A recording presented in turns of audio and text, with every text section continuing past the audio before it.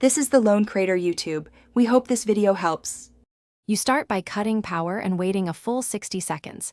This clears transient faults in the scanner board. While unplugged, check the glass, ADF rollers and cable connections for dust, paper bits, or misalignment because physical obstruction often triggers code 25500. Once done, power the unit back on and watch the display for any immediate errors. Next, connect the printer directly to the PC or a known good network port. Avoid hubs so you can isolate communication problems early. Now focus on software and firmware because scan errors often stem from mismatches.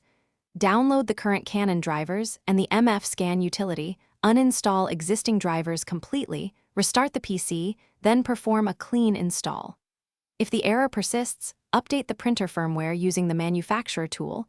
Use USB if network updates fail, since corrupted firmware can misreport hardware status.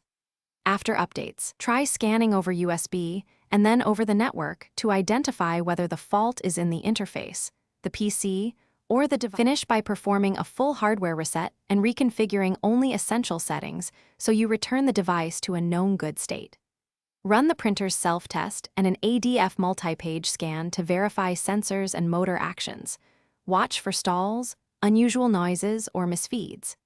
If code 25500 remains, capture system logs, firmware version, and exact reproduction steps. Then contact Canon support or an authorized service center.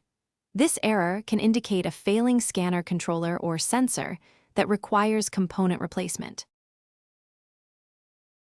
Thanks for watching.